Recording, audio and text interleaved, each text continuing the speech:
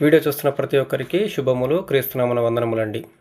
మరి గడిచిన వీడియోలో పాపం గురించి కొన్ని సంగతులు మనం తెలుసుకొని ఉన్నాము. మరి పాపము ముఖ్యంగా సాతాను నుండి వచ్చేటువంటి క్రియ అని, మరి విరోధి, అపవాది, సాతాను అనేటువంటి బిరుదులు ఈయనకి ఇవ్వబడినట్టుగా మనం చూసామండి. మరి ఈ యొక్క సాతాను, విరోధి, అపవాది అనేవారు ఎవరు అనేది ఈ యొక్క వీడియోలో తెలుసుకోవడానికి ప్రయత్నం చేద్దామండి.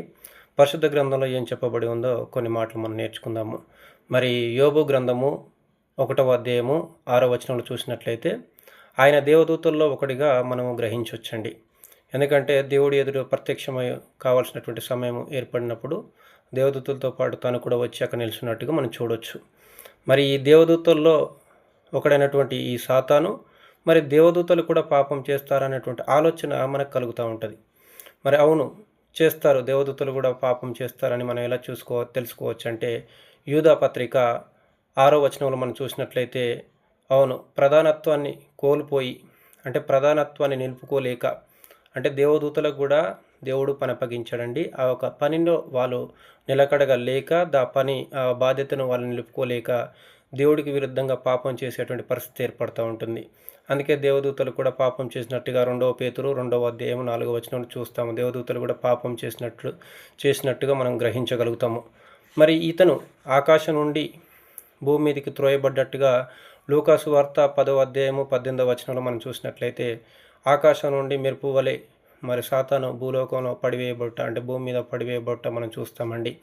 మరి ఎవరిని మింగుదమా అని ఈ భూమి మీద తను గర్జించు సింహం వలె ఉన్నట్టుగా కూడా 1 పేతురు 5వ అధ్యాయము 8వ వచనంలో చూసినట్లయితే అటు ఇటు తిరుగులాడుతున్నట్టుగా గర్జించు సింహం వలె ఎవరిని మింగుదమా అని చూస్తున్నట్టుగా మనం చూడొచ్చండి. అతని పని ముఖ్యంగా అసలు సాతాను చేసేటువంటి పని ఏంటి అంటే మోసపుచ్చడం అండి. అది ఎక్కడ ఉందంటే ప్రకటన గ్రంథము 12వ అధ్యాయము 9వ వచనంలో చూసినట్లయితే తాను ఈ యొక్క లోకంలో మోసపూరితమైనటువంటి బోధని, మోసపూరితమైనటువంటి ఆలోచనల్ని, దేవుడికి విరుద్ధమైనటువంటి పనులను చేయడమే తన లక్ష్యంగా పెట్టుకొని అనేకుల్ని క్రీస్తులోనికి వెళ్ళి పడద్రోసేటువంటి ప్రమాదం ఏర్పడుతూ ఉందంటే ఒక రకంగా చెప్పాలంటే దేవుడికి విరోధంగా చేసేవాడే సాతాను అని మనం గ్రహించాము. ఈ సాతాను యొక్క పని ముఖ్యంగా ఏంటి అంటే దేవుడి యొక్క జ్ఞానంలోకి వెళ్ళి తొలగించి దేవుడు చెప్పినట్టుగా నడుచుకోకుండా మనను పడదోయబడమే వాడి యొక్క పని. అంటే తను ఎలాగైతే నాశనం అయ్యాడో, తను ఎలాగైతే దేవుడు సన్నిధానంలోకి వెళ్ళి భూమి మీద పడదోయపడి పాతాళంలో పనిష్మెంట్ కోసం ఎదురు చూస్తూ ఉన్నాడో, ఆ విధంగా మనం కూడా తనతో పాటు పడవేయబడాలని తన యొక్క ఆశ కలిగి ఉన్నాడు. కనుక మనం సాతాను యొక్క ఆశను, కోరిక నెరవేర్చక దేవుడి యొక్క కోరికను ఆశ నెరవేర్చే వారిగా ఉండాలని